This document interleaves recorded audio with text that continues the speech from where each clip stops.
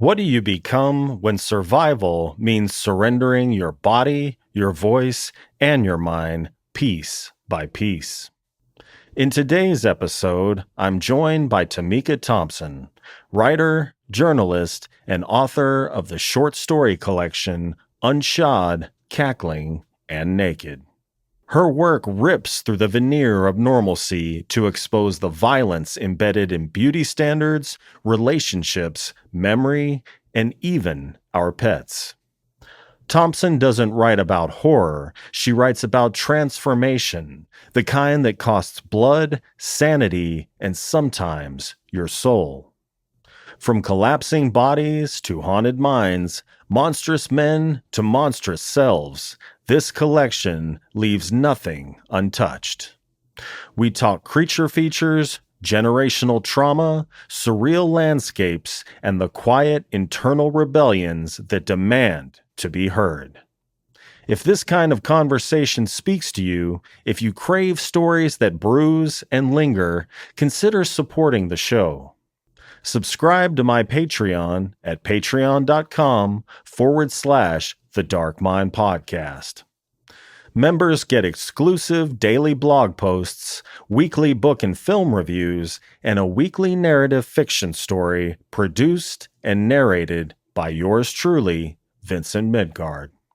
Your support keeps the conversation alive.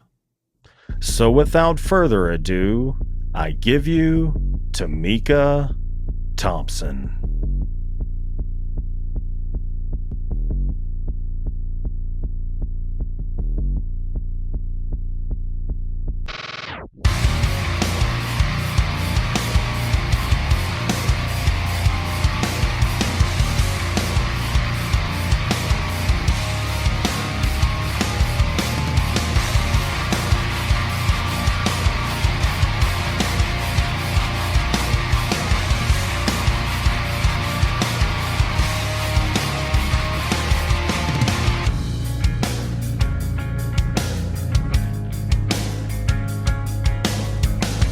Tamika, welcome to the show. Thank you so much for having me. Absolutely. Thank you for joining me on this 17th day of June 2025. I came across your work in the vibrant bookish community on Facebook and was amazed by your broad range of talent and experience as a writer, producer, journalist, and author. I checked out your short story collection, Unshod, Cackling and Naked, and was truly impressed by the diverse range of horror subgenres you explored, from body horror to transgressive and creature horror, all injected with a steroid-like dose of psychological horror. The collection was as terrifying as it was thought-provoking, so thank you for the privilege of discussing it with you on the show today. I'm really excited for our discussion. Absolutely. Well, so the first story, The Turn, is kind of a creature feature in a way, although the creatures are domesticated dogs that turn on their owners. Did you approach the dogs in The Turn as literal creatures of horror, or were they more symbolic of something else like repressed instincts or broken bonds? The dogs in The Turn are definitely representative of something else. They're not Cujo. They are a symbol of, I think, humanity's detrimental relationship towards the earth. I'm a plant-based eater, and I have a relationship with animals that I think differs from most people's relationship. And I have a certain reverence for animals and for nature. Not just in this story, in other stories that I've written in this collection and in other places. My writing more broadly deals with the idea of human dominion over the earth, this sort of biblical idea that humans have dominion over all of the land and the creatures on the land. I've also written about it in my nonfiction too. And it seems we have somehow interpreted this dominion as the right to be violent against anything that is not human. I think that dominion, that violent dominion idea mirrors the violence that we have kind of woven into our nation states with our law enforcement and our militaries. So there's a reason that the turn opens the book because I'm asking whether this dominion means violence. And I think the story is also looking at ways that humans project onto our animals, particularly, our pets. And pet owners, they love their pets. They love their animals, right? And we assume that the animals love us back, that what we're experiencing from them is not so much survival instinct or, a pack animal that's operating within the pack. We think that the animal truly loves us and that it's a part of our family. We name them, we give them names within our family, we give them our last name. We clothe our dogs now. We give them Yeah. beds to sleep in. Christmas sweaters. Christmas sweaters, yes. Entire catalogs of things to buy your pet for Christmas. Couches, they have gourmet food.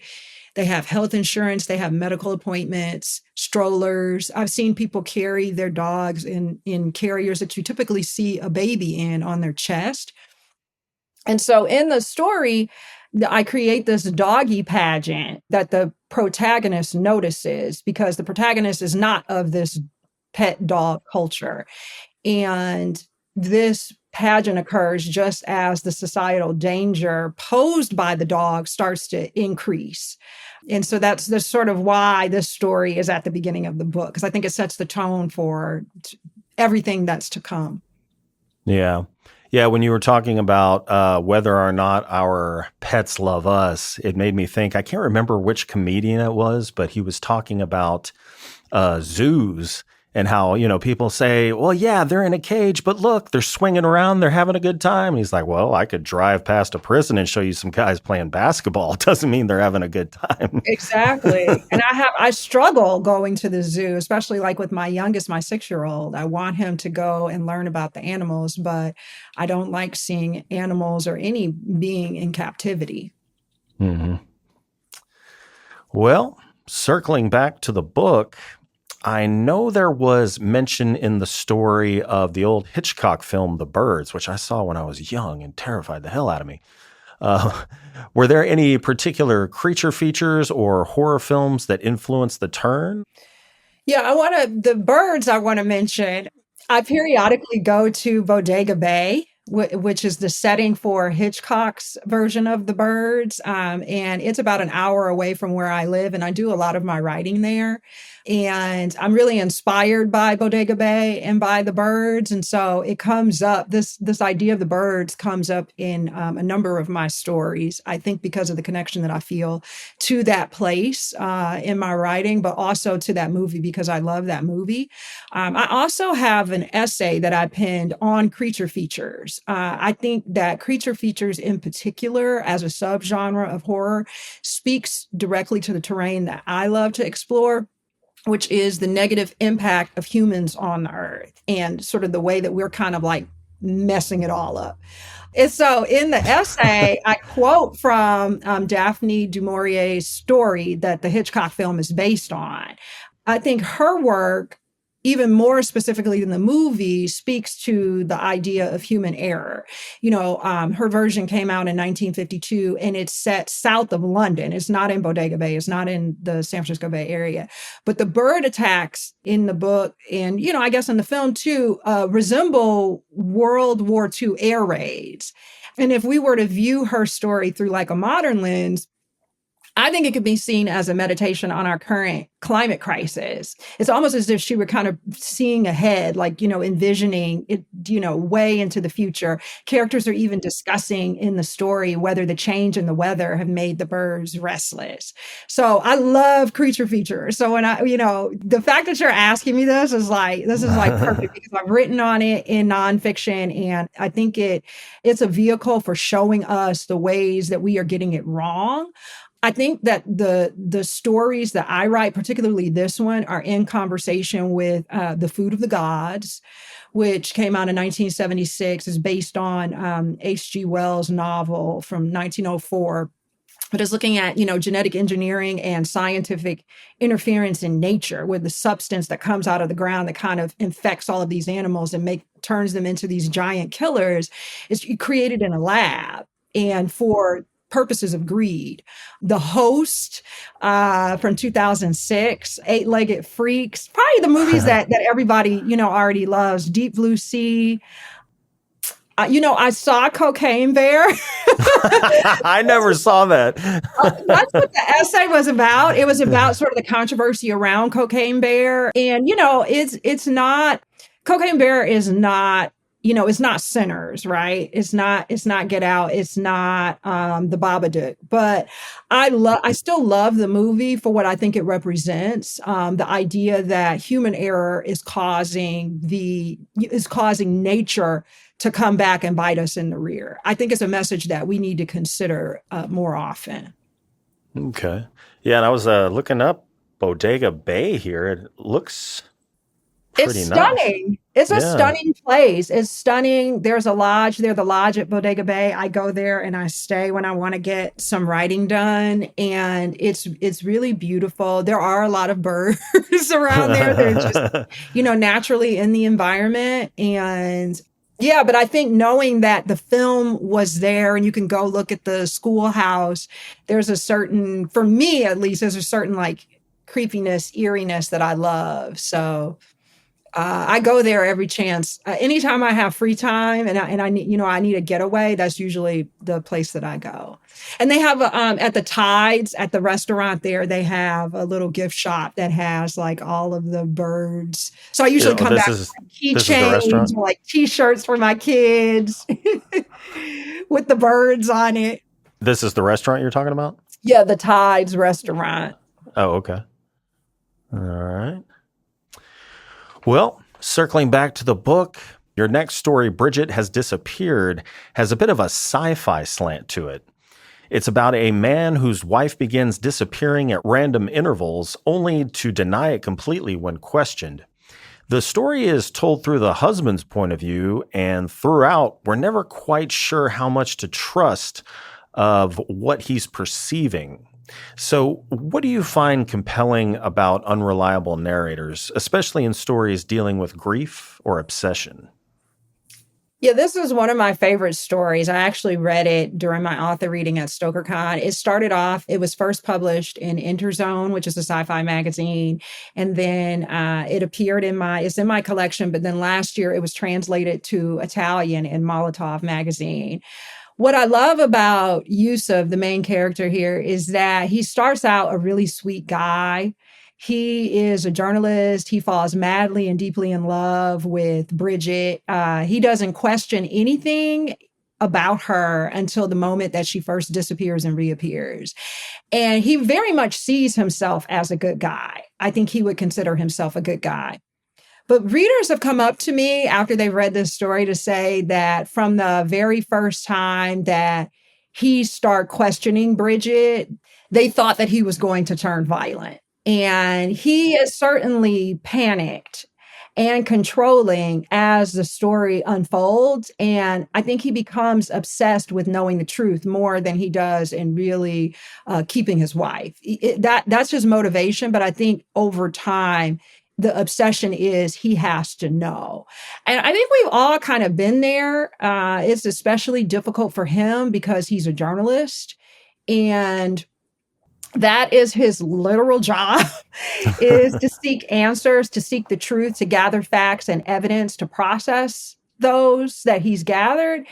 And so I especially enjoy him being an unreliable narrator because he is a writer and a reporter, and narrating stories accurately is what he has been able to do until his emotions and really his fear kind of overtake him.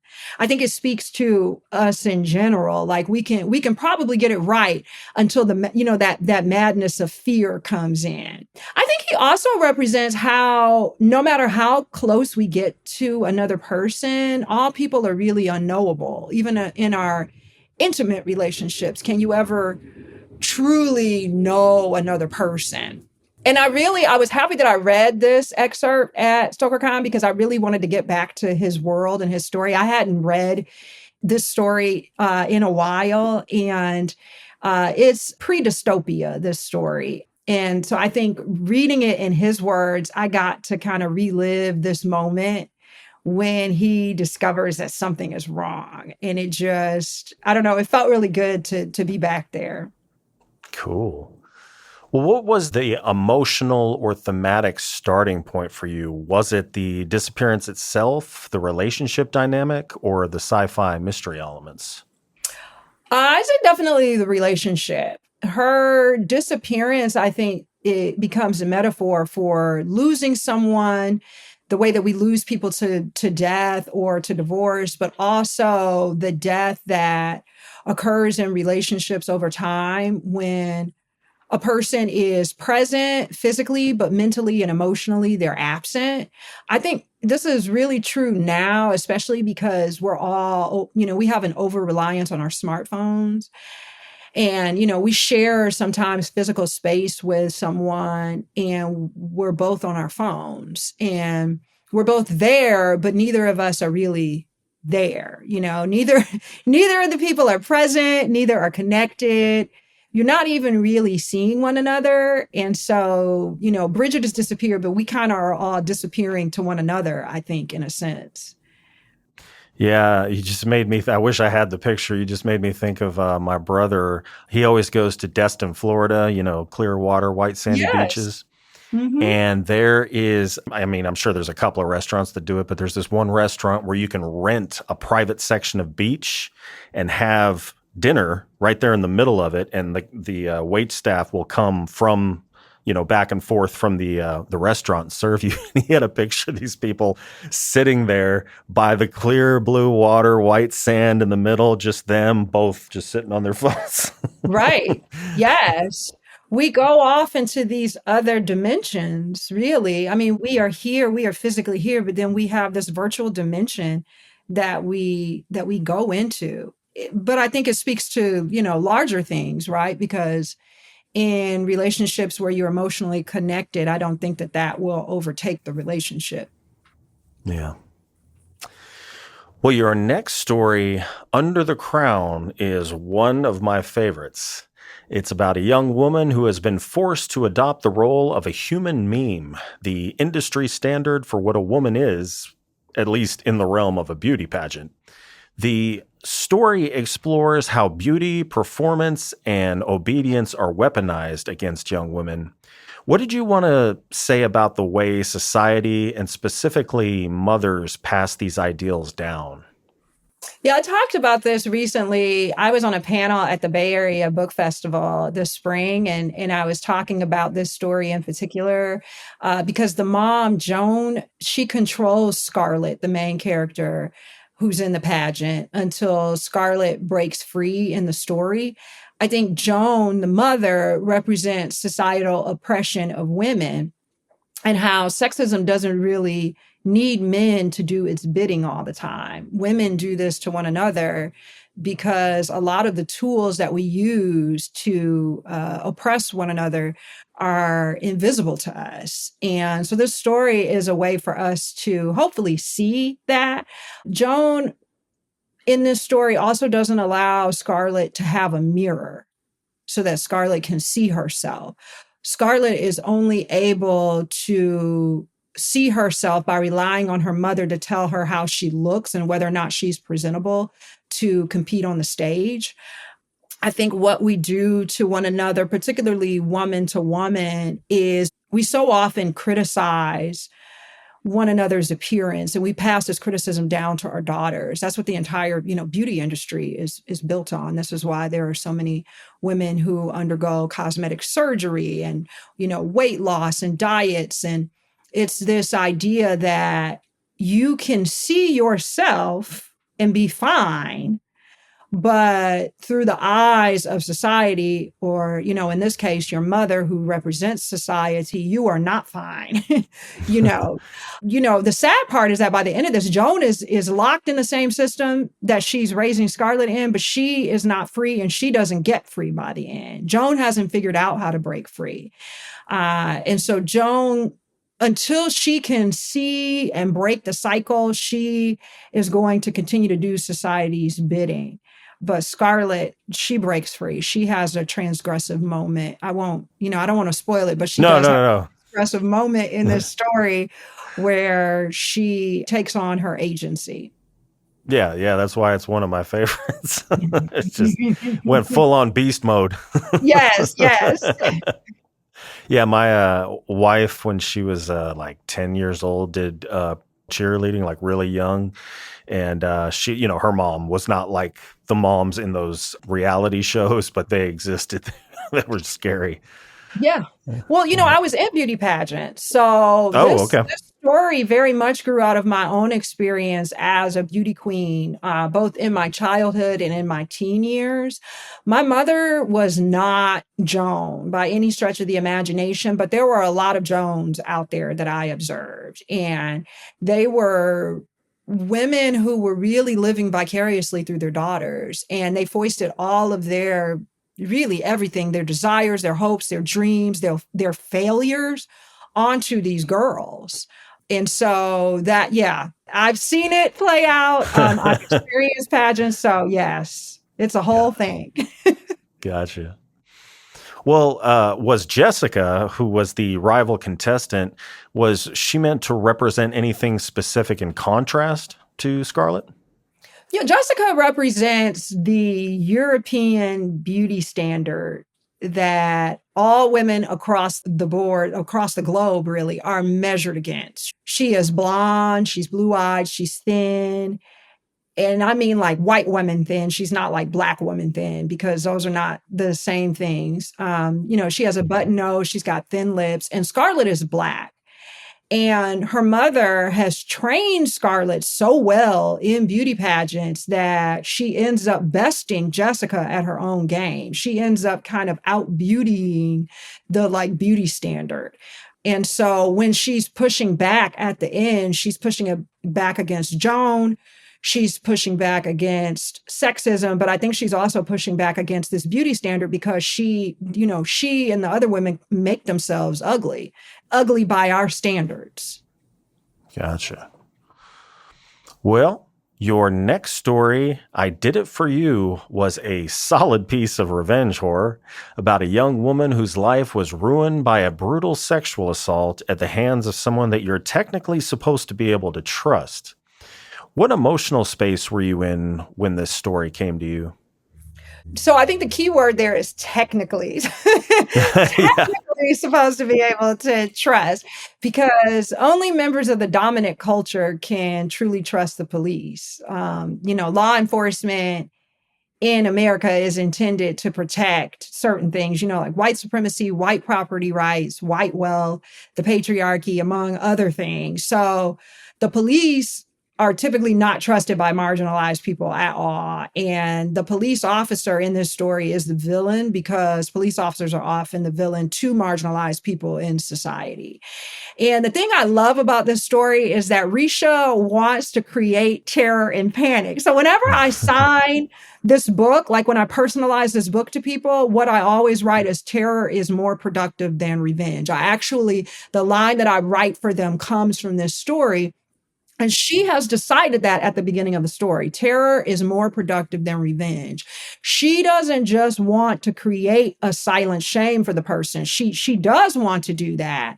She's getting revenge on them for sure, but she wants to create a panic among the men in the area who might come to prey on the women. So she's not just acting for herself. That's why it's called I Did It For You. She's seeking to protect the other women in the area. And I'm really fascinated by this idea of who gets labeled a terrorist and who gets labeled a freedom fighter by the global West. So I studied politics. I studied political science at Columbia. And as an undergrad, I had to be able to recite Max Weber's definition of a state. And it was the human community that claims the legitimate use of physical force within a given territory. And so the state in this story is the police officer. And he represents this monopoly on force in society. They're the only ones, the state is the only ones that are supposed to be able to use force.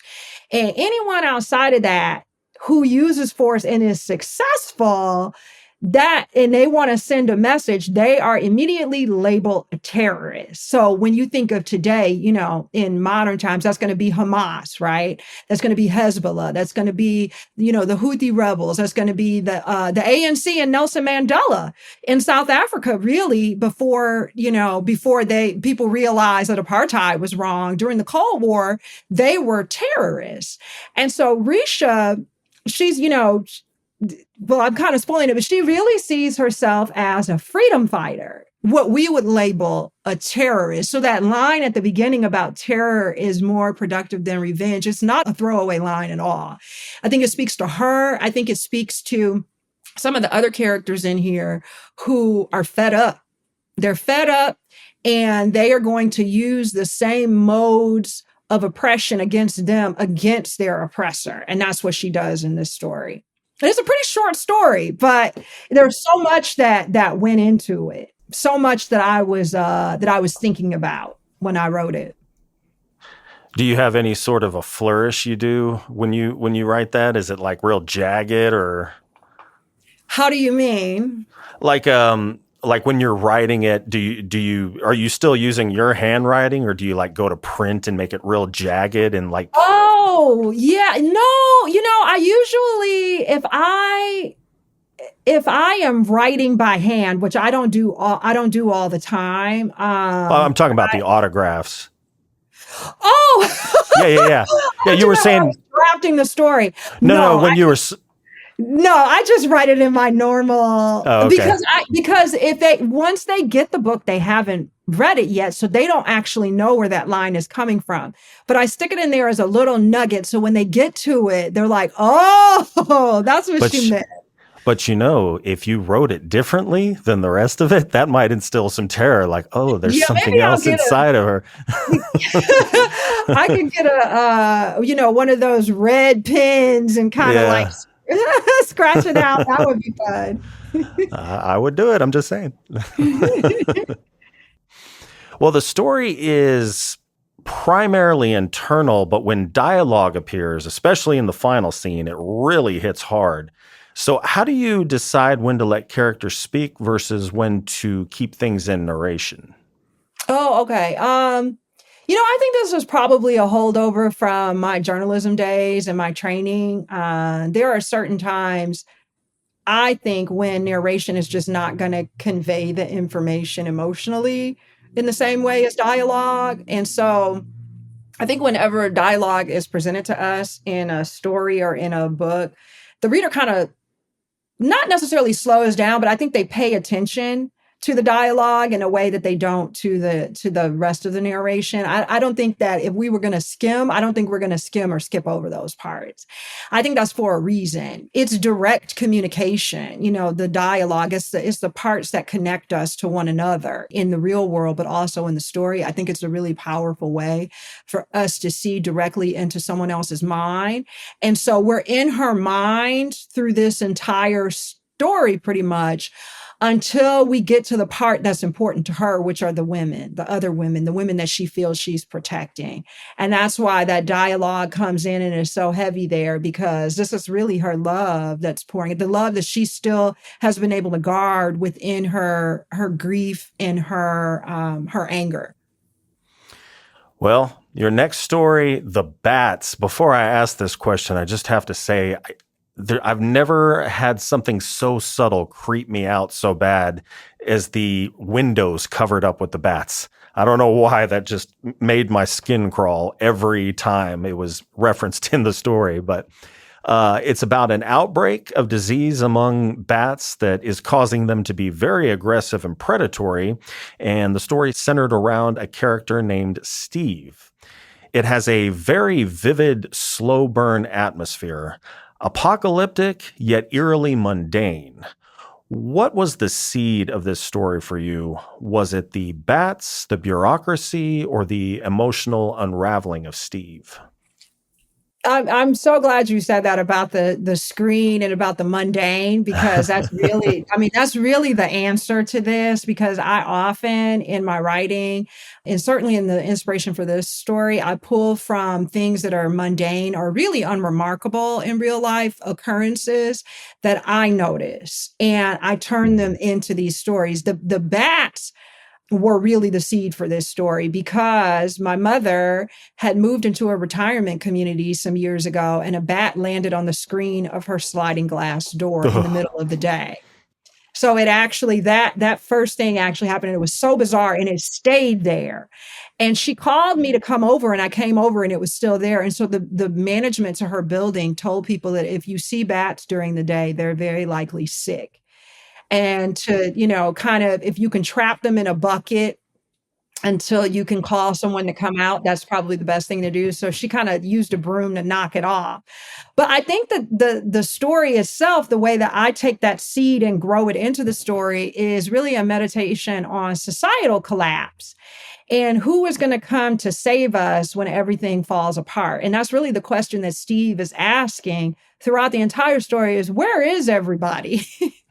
Where's the cavalry? Where are the people? Like, I know I missed all the messages, but who's still out there to save me? And the story for him is a slow burn, because it takes him a while to come out of his really drunken, depressed stupor and realize, no, Steve, no one is coming to save you. You are going to have to save yourself.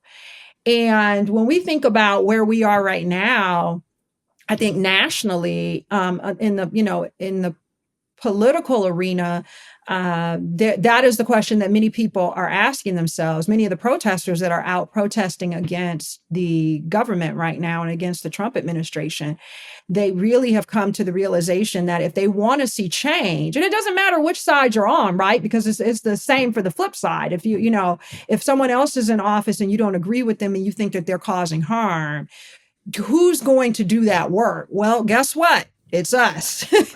We're going to have to do the work. I really love Steve's story, because he is not like, he's at the beginning of the story, he's just not the guy that you think is going to be able to save anybody, even himself.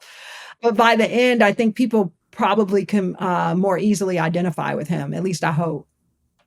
Well, kind of piggybacking off where you're talking about, like, who's coming when the world ends, where's the cavalry and all that, there's an incredible amount of bureaucratic detail. You've got warnings, notices, and advisory language.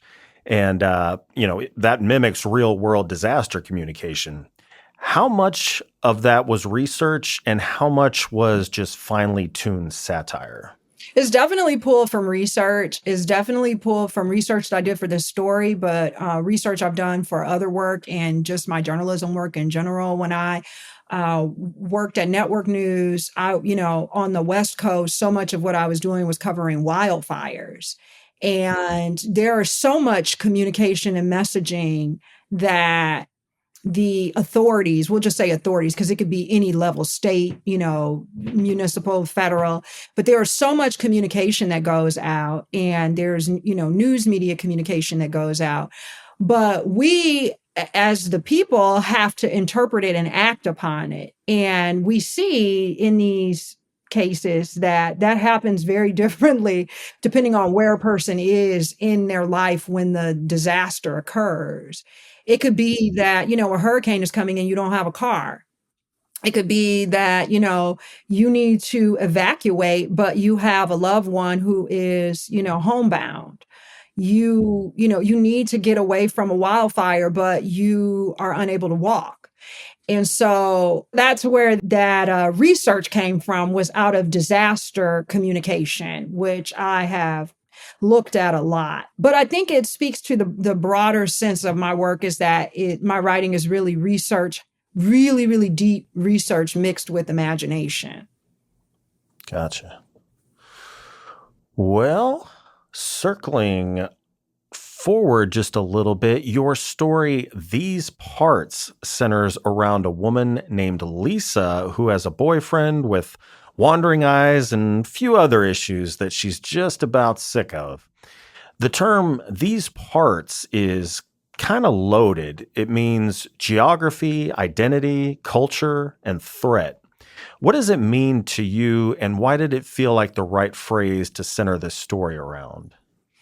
I grew up in a high crime neighborhood in Detroit. There was a lot of gun violence. I grew up there at the height of the crack epidemic. And Lisa and this story, I think, represents how close we can stand in proximity to one another while also being worlds apart. And she observes a woman as they're in the car. She and her boyfriend are in the car. She observes a woman that she feels is a version of her that did not make it off of her block, who is still trapped in these parts.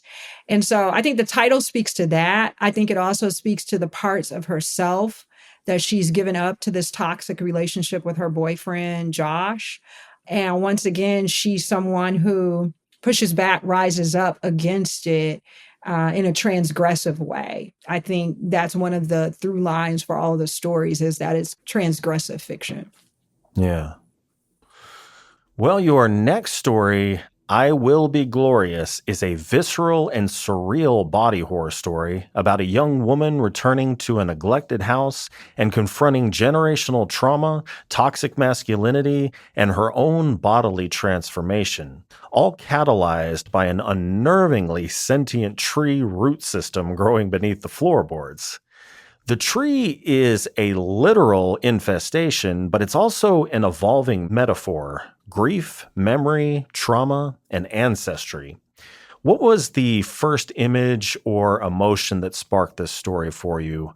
Was it the roots or something deeper, if you'll pardon the expression? It was definitely the roots. I visited this home where tree roots grew above the ground and had not been tended to. And this is sort of back to that idea of the mundane, where I take the mundane and I turn it into. Yeah. I thought that these roots above the ground looked like claws or like almost or like arthritic fingers, and that they were kind of like crawling across the ground. And there was something about them that was really unnerving to me. And I immediately got the feeling that I wanted to leave the yard. I didn't even want to stand there. And so if I notice that I have that feeling, then I know that there's something deeper there. And so as I began to tell Monifa's story about losing her brother to a fall from a tree, the tree became a symbol of grief, but also of depression, and how those things working together has the potential to consume us if they're not tended to, like the roots growing across the ground. It consumes us so much that we can't keep those roots below the surface, that no matter what, they're eventually going to rise up out of the dirt. And in this case, the tree start to move closer and even relocate it. So kind of rearrange life for her and for the property that it's on. Yeah, the slow, unseen approach. And I'm just looking like, good God, yeah. Tree roots can just... They shouldn't be visible, right? Yeah. It's like roots to me mean, underground. Yes. This is not okay. Stop this. Yes. Well, the idea of a tree that won't burn, won't die, and even seems to love is very abstract. How did you envision its relationship to the narrator by the end? Is it a parasite, protector, or part of her? It's part of her, and that thing in her thinks that it is protecting her. But we see by her actions that it's actually doing her more harm than good. And I think that that's how our emotional defense mechanisms work. We have these emotional defense mechanisms to guard us against the things that have harmed us. We've experienced traumas, but as time goes on, we're really walling ourselves off from other people by having these defense mechanisms. And so I think that this curse of this tree is there to protect her heart, but it's also walling her heart off from everyone else. Yeah, I think it was Claire Castleberry that was on the show. She was talking about going to group therapy, and she was talking about how it started to become a problem because it was the only people she was comfortable around. Right. I can Yeah, definitely see that. yeah. Well, in the next story, Angry Slash of Blood, I was left speechless by the story of the impossible position of being in love with someone who has a literal beast inside them. Was this meant to symbolize an abusive relationship? And can you kind of expand on what inspired the story? That's exactly it. That's exactly it. It is about abuse in both directions because, Sharifa is in love with a beast, but then Sharifa is also struggling with her own alcoholism that is impacting her relationship. I think this story goes hand in hand with my horror novella, Salamander Justice, which is also about emotional abuse within a relationship. The kind of thing that's hidden and is behind closed doors and is so hidden in some ways that the people in the relationship very often don't have the language to know that they're either being abused or that they are an abuser. Like they don't even recognize some of the things that they do to each other as abuse.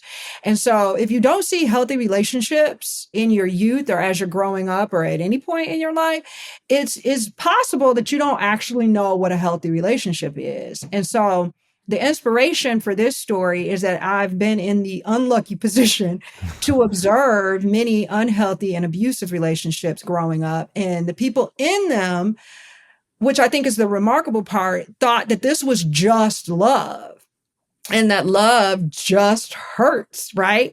And it's not just, the relationships that I observe, but I think that this is in popular culture as well. We see this play out in a lot of our books, a lot of our films and television shows. We're almost, especially women, we're conditioned to expect unhealthy conflict where we associate possession with love and controlling behaviors as love, jealousy, and that all of these really unhealthy things and things that veer into the abusive are just the price of being in a romantic relationship. And we like to call it passion. Yeah. Uh, and it's not, it's just abuse. It's just Yeah. abuse. Yeah, it's kind of like the idea is when they're in these unhealthy relationships, they're like, well, this is why the divorce rate is high because it's hard. This is what what everybody deals with. Like, no, Right. this is Right. it's difficult, but this is not healthy. Right. Yeah. Well, your next story, Mannequin Model, follows a broke college student in 1990s New York who takes a dehumanizing retail job, posing in a storefront window only to confront the harsh intersections of beauty, control, race, and visibility. What inspired this story's unique premise, a character literally treated as a mannequin in a glass box? And what did you want to explore by framing it through a performance of stillness? Yeah, Zenovia's story is one of my favorite stories.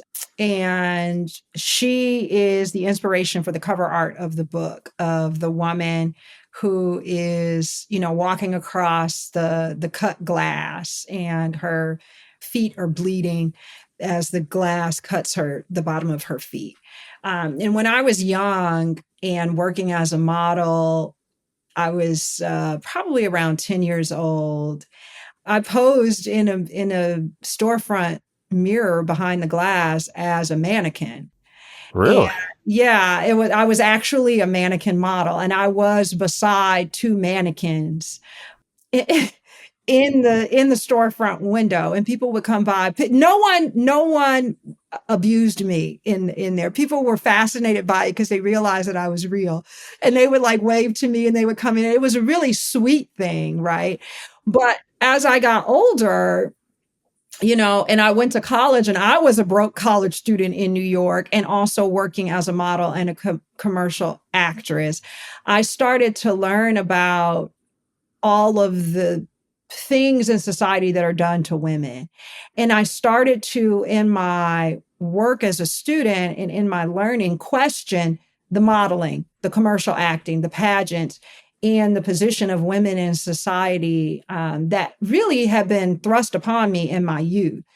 And so this story is speculative, it's transgressive, but it's the outcome, I think, of all of those things kind of working together.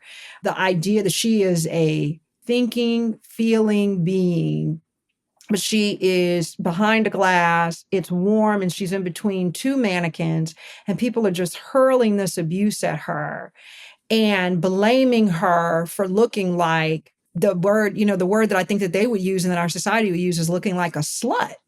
Really, they are slut shaming her. And I think there's just so much at play in this story. And so it inspired the cover and also the title. Okay. Well, yeah, I wanted to ask you about that because this is the story where we see the line "Unshod, Cackling and Naked." So if you could, without revealing any spoilers, unless you want to, what does this line embody that you feel ties the collection together and makes it the perfect title?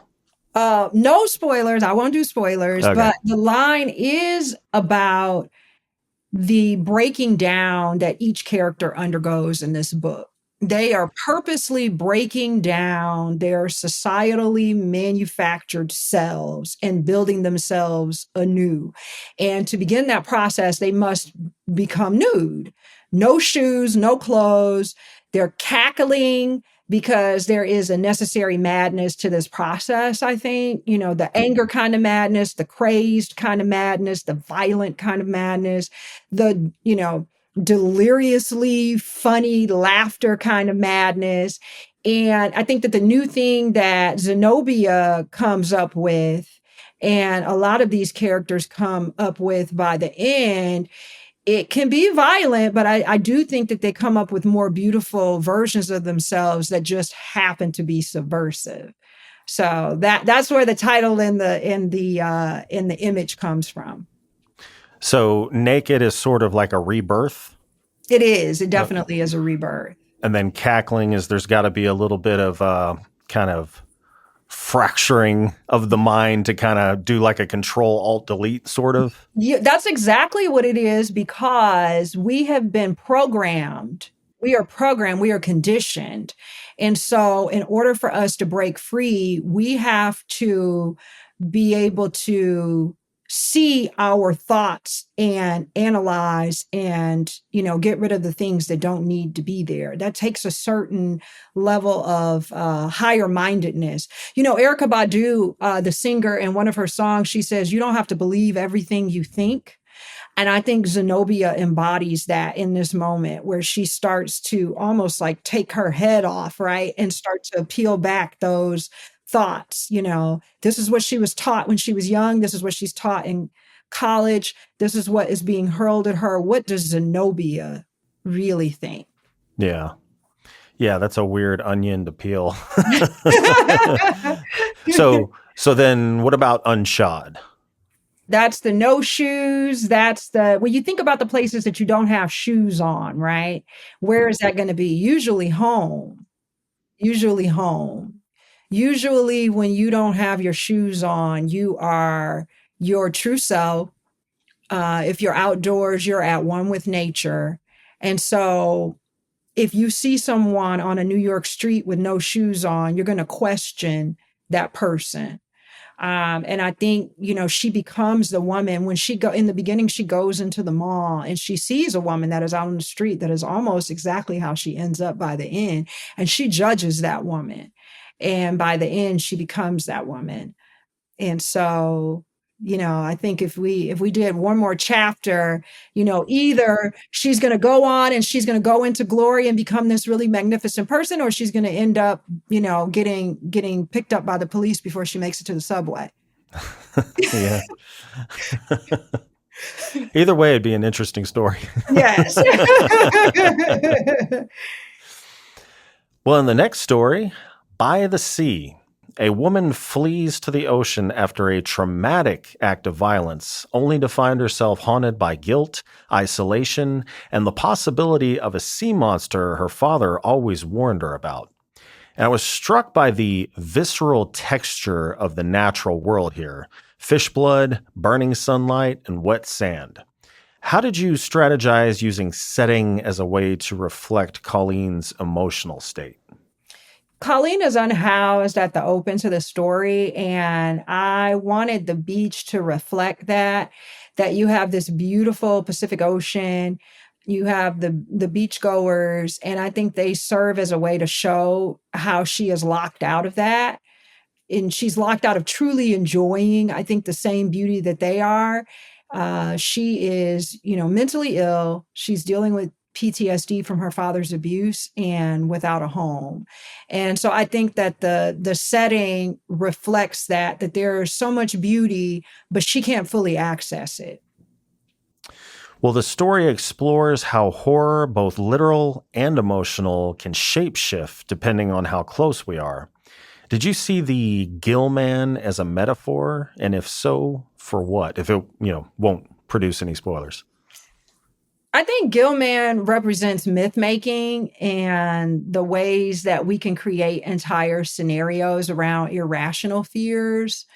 One of the things that I was fascinated by in college that I was learning was about the idea of the Black beast rapist, or the fear of the Black criminal, and how this is created societally for a purpose, but it's all really unfounded. But it has real life repercussions, right? When we think about lynching in the South, lynching of Black people, and it was around this sort of myth making. We got to create this monster. We create the monster. We create the fear. We create the frenzy, and it often, and in the case of this story too, it ends in death.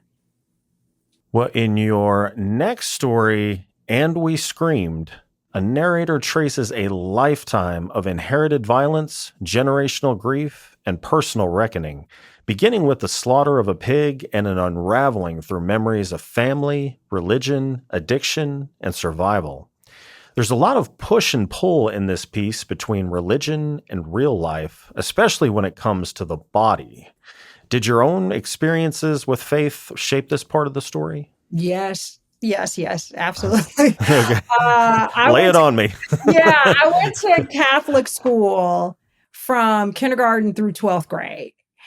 And outside of school, so that was like mass once a week that we, and all of the, the sacrament, like everything that you can imagine Catholic school would be. And then back at home, I had an upbringing in a Baptist church, and then other times at a non-denominational Black church. But this is back to this idea of dominion over the land and how we see this as a God-given biblical right. And so the idea of the story, And We Screamed, and why I named it that and why it kind of ends with the scream, is that it opens with this pig that is screaming, that is being slaughtered. And by the end, Addie, the main character, is screaming. She's just like the pig. She's injured. She's hurt, emotionally injured. She's hurt and she's screaming. And we are animals. We are animals too. And if the reader leaves this story with nothing else, that's the message that I want them to leave with. I want them to leave with the message that we are animals too. I want them to see themselves in Addie at the end, but I also want to see themselves in the pig at the beginning, the pig that wants its life and does not want to be harmed or injured or slaughtered.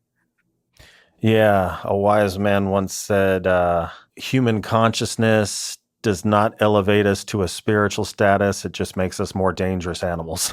Yes. Yeah. And that is exactly true. Yeah. Well, so you mentioned Addie. Wasn't it her and her grandmother towards the end where it ends and they screamed? Yes. So collectively, why did you want to leave the reader with both of them? Because they were repairing their relationship in that moment as well. They had a fracture in their relationship, and they are both emotionally hurt, and they are both back to their animal selves. They can't, the grandmother can't even really hold herself up. Her grief is so heavy that she's holding on to the table, the chair. They're trying to find their balance. They are, it's almost like their knees are buckling beneath them. And so it's the connection between the two of them. They are connected in their grief, but they're also connected, back to that animal at the beginning. I think that emotional pain can also be physical, and it is in this case as well. Gotcha. Well, the next story, I Am Goddess, is about a woman stuck in a joyless marriage who undergoes extreme beauty treatments to reclaim her power. But it's not just about beauty, it's about worth. In this story, I was really worried about the ending, but right at the last minute, everything turned out to be okay. I forget what that dude's name was, but I didn't like him. Turns out okay, at least for Lyra. So there's something cathartic about the ending. It's bold, violent, and it feels earned. Were you ever tempted to end it in another way? And if so, if it won't create spoilers, how? I think it's interesting, this question, because I had actually talked about this before. The first version of Lyra's story ends with the moment that she first rose up against her boyfriend. And this was a pivotal moment for her because she had never really spoken up for herself. But when I was done writing it, I had a sense that her story was not done. And I kept going with it. Where would this newfound power within her lead? And so it's really an origin story. And that's where the real ending came from, is I kept going. I kept telling her story, who she was becoming. This is definitely revenge. It's not terror in the same way as the earlier story, but it's definitely like, if I wanted to keep going with this, I can see this as a slasher origin story for sure.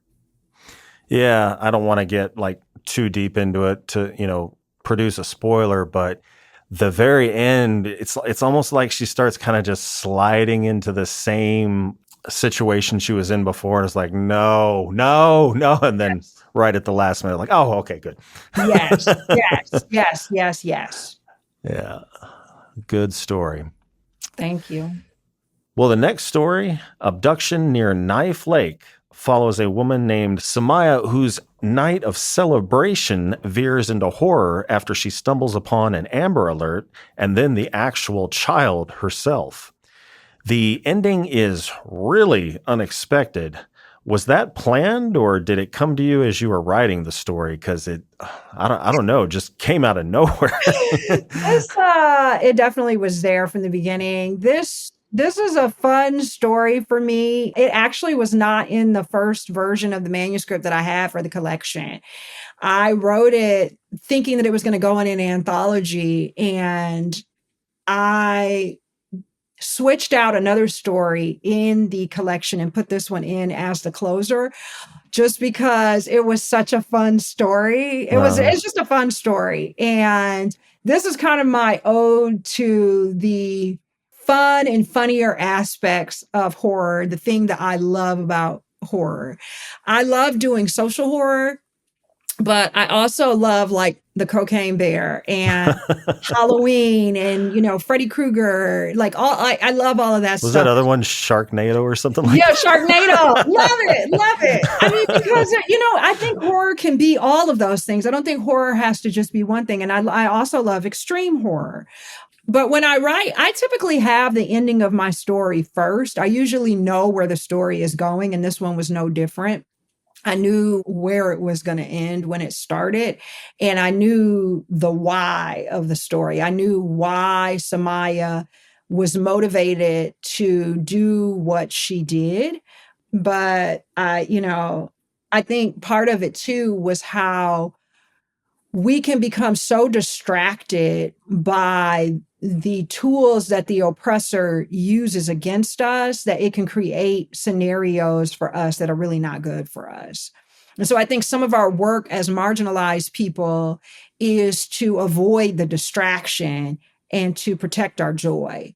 And I think that this is an instance of that. She really, she wants to go and fight the cause for this girl because she's Black, and she knows that Black missing girls and women are not treated the same way that white girls and missing women are.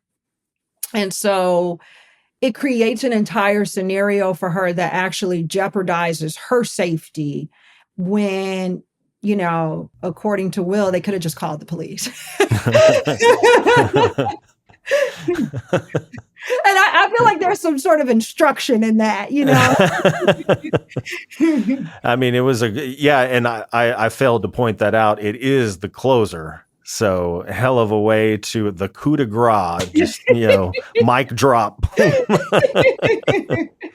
So well done. Thank Listeners you. at home, buy it, read it, review it.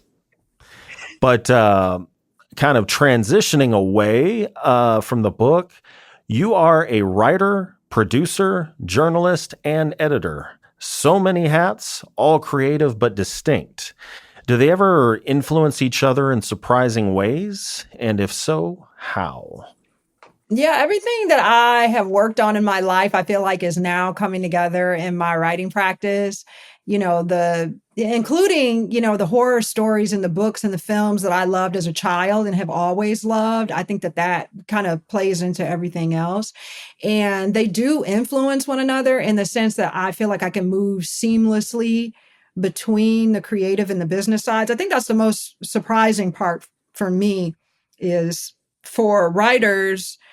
A lot of times they're really good at the writing part, but the business aspects of it they don't enjoy, and so they don't really take up in quite the same way.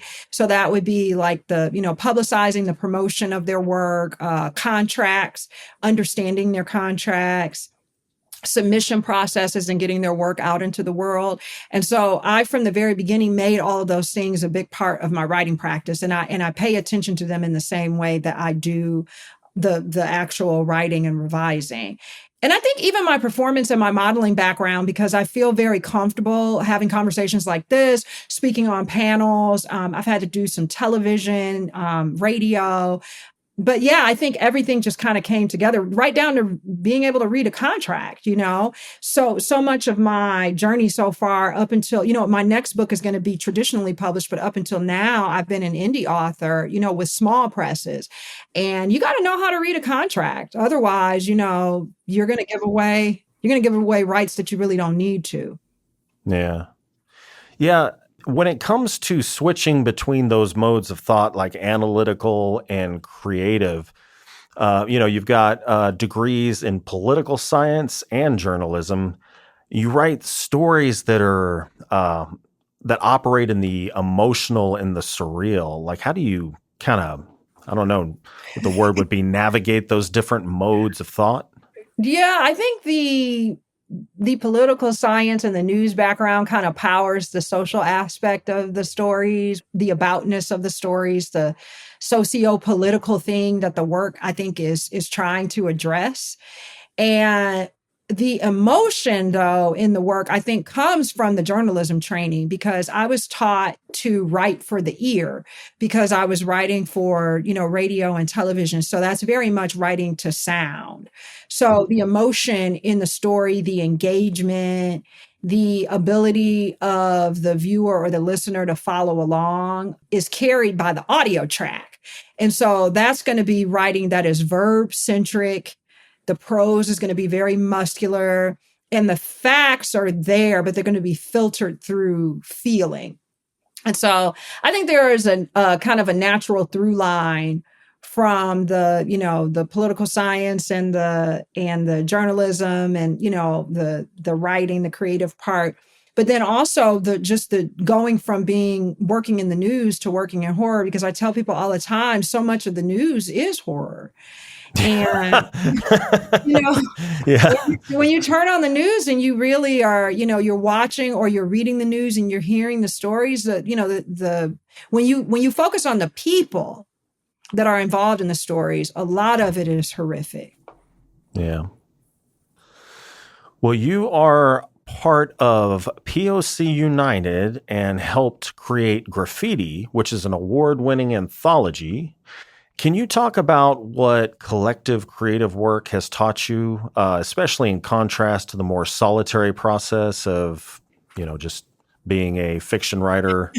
Right. Yeah. So it's about building, creating space, and holding space for one another, particularly for marginalized people. Knowledge and information sharing is really important. And so we did create POC United for the anthology, and we created an anthology that was built around the idea of the anthology itself being a safe space where we could write about things that we were interested in that were not related to our identity and were not related to the traumas that we experience based on our identity. And so the book itself is like a safe space. And I continue this work. At StokerCon, I have been for the last couple of years a part of the Black Women in Horror. We have a table in the dealer's room. We've created a space for ourselves to showcase our books, for people to come buy them, but really for people to come meet us and see who we are and read the work and understand the work that we're putting out. And the presses who champion our work to kind of put them on display as well. So it's an important part. It's always been important for marginalized people. I think it's important for everyone now. We keep seeing the idea that we are currently living in a dystopia, or we're currently living in fascist times. And the pushback to that is unity and community and bringing together information and thought and resources, which I think marginalized people are really adept at doing because we always live in a dystopia. We're always dealing with a state that really wants us in prison or dead. And we see it play out again and again. That's what we are fighting against all the time. And so I think creating this space now, considering where we are nationally, I think is instructive for other groups on how they may be able to do the same thing. Gotcha. Well, you've lived and worked all over, from New York to LA to the Bay Area. Has location shaped your voice as a storyteller? Are there particular cities or neighborhoods that you find yourself returning to? Yes. So I grew up in Detroit, and then I moved to New York for a number of years for college and to work after college.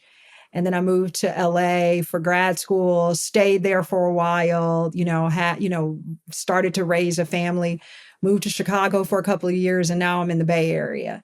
And I think that the things that come up in my work the most are my childhood home, which is, metropolitan Detroit, and that sort of like working class, inner city, high crime neighborhood. And it's in the environment and the suburbs around it. And also Southern California, because I lived there for 15 years, beginning with grad school. To a lesser extent, I'd say New York. It shows up in some things, but because I did live there for 6 years. But I think location has really shaped my voice because I tend to write for the people who were in my family and in my city and on my journey through my younger life, which were mostly going to be, working class people, folks, not the folks in the ivory towers. It's going to be like the reluctant leaders, the factory workers, like my dad. My dad was a, card carrying member of the UAW, but he also loved to read books, fiction and nonfiction. And he read his news. He didn't watch it on the TV. He subscribed to the newspaper and magazines. He took me to get my first library card. So his voice shows up a lot. The people in my family, others like them, I think they shape my prose when I write because I want to write stories that are rendered in a way that they would want to read them. Well, I've been for the past, 2 or 3 days jealously scanning social media, looking at the photo dumps from StokerCon. Oh my goodness, StokerCon! So my question to you is, how was StokerCon? Is it all right if I display your Facebook? Yes. Okay. StokerCon was magical. This was my third year going. I went to Pittsburgh, San Diego, and then this year was in Stamford, Connecticut. The people are amazing. The event was well organized. When I was there, that's Joyce Carol Oates. When I was there, that shocked the hell out of me when I saw that. Sorry. I know. I wished it didn't end. I participated in a virtual panel. I did 2 in-person panels. I did an author reading. I did the mass author signing. One of the panels I did was about authentic representation in horror, which is an important topic, a controversial topic right now. How do we write stories and characters outside of our lived experience? And then I did another one on the power of podcasting to power the horror genre. And so I'm putting together, I promised everyone there that I was going to put together a list of must listen to, must be a guest on horror podcasts, and podcasts in general. And yours is obviously going to be on. Nice. I didn't realize until I was preparing for the panel that I've been on more than like a dozen podcasts so far. And I think for indie authors and marginalized writers in particular, it's really important to be podcast guests. It's a way to reach readers and to connect with people in the horror community. So it was fantastic. The people there are always great. I say that I think because we get all of our pain on the page, it allows us to be happy and like good people out in the real world. Gotcha. Well, that was not StokerCon. That's why I was like, okay, I guess I'm going to end right there. Well, we've been speaking of the book for a while. Would you like to read a passage from it? Oh, sure. Yes. Okay. I will read from the first story in the collection called The Turn. And the main character is narrating the changes that they have begun noticing. The parking lot at the assisted living home where I organized activities and coordinated meal times for seniors became littered with missing dog flyers, some large, others small, and with varying display techniques, tacked up on telephone poles, taped to doors, and thrust under wiper blades on car windshields. Entire windows were plastered with the signs. Some light poles held up flyers of 4 or 5 family dogs: Poodle, Pomeranian, Pekingese, and Pug. No one knew where they'd gone, but the nights were filled with distant howls that lasted for hours. It was as if there was a dog convention out yonder and humans couldn't find it. The dogs who remained with their owners grew isolated and antisocial.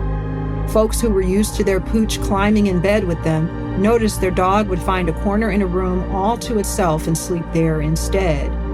Their pets no longer rose and greeted them at the door when they entered. The dogs were fine physically, eating heartily with regular digestive systems, ran when they were outside, and interacted with one another as usual, playing, cuddling, fighting to maintain rank. They just seemed uninterested in the humans who filled their lives. One morning, a black and rust Doberman Pinscher showed up on my porch and stared at me through the picture window. Eating a banana nut muffin and sipping coffee in my kitchen, I felt the dog's gaze on me before I noticed it was there. And when we locked eyes, I dropped the muffin and the mug. The shards scattered across the tile. One swiped my ankle and drew blood. When I searched the window again, the Doberman was gone. A month later, I saw a news article about dogs dying from an odd illness in which they no longer rose to eat and play each day until eventually they just stopped breathing. Vets performed autopsies and sent samples to labs, and that's how the microbe was discovered. Social media was filled with teary-eyed owners posting about their dead fur babies. Some folks held doggy funerals, and others decided to make video tributes to their pups ahead of their demise. The dogs that had run away all seemed fine. Micah and I joked that the dogs had probably developed an allergy to humans. The night howling grew in volume and sounded closer than what I remembered in the beginning. Then one evening, The residents at my job were having a cutest dog contest in which they dressed up their pets in doggy gowns and tiaras and made them model down the dog run for bone-shaped biscuits. Though I'd been asked, I refused to judge the pageant and had to restrain myself from stripping off the dog's garments, opening the iron gates, and setting them loose. As I cleared up morsels of beef treats, ruffled puppy boas, and squeaky rubber ball toys from the activity lounge, Mrs. Petrosky nodded off in the corner but woke when she heard the distant animal calls. She rose from the rocking chair with creaking bones and an unsteady gait and attempted to hurry down the hall to her apartment. "Everything okay, Mrs. Petrosky?" I followed her.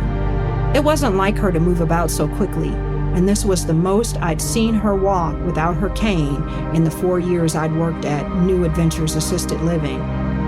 "He'll scratch a hole in the wood if I don't let him out." She unlocked her apartment, and her golden retriever Henry leapt out of the front door, throwing the woman off balance and knocking her to the floor. Henry dashed down the hallway, and when he came to the glass double doors that led to the parking lot, he raised on his hind legs and used his front paws to push the metal bar to open them. I rushed to Mrs. Petrosky, who landed on her bottom hard enough to dislodge her dentures and send her wig flying to the carpet. I helped her up and into her unit. Luckily, she was uninjured, but her hands trembled. "Whenever he hears the others, he goes crazy. It's not like he's never heard howls before, but with this, it's like they're calling him." "Who?" "The pack." "Does he usually come right back?" I eased her onto the couch and grabbed her a glass of water.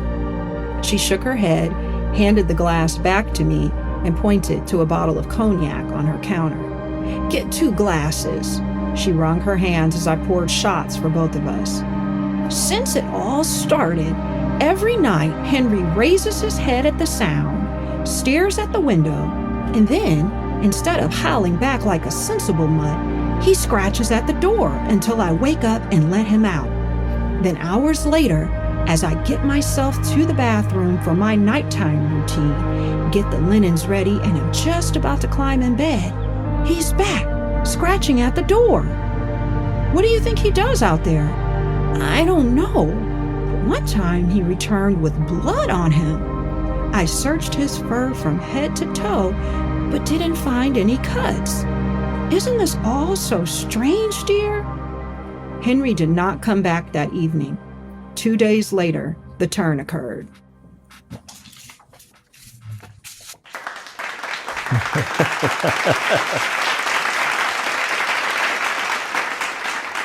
Okay, that was hilarious. Very good. So are you doing the audiobook is my next question? I've thought about it, but no.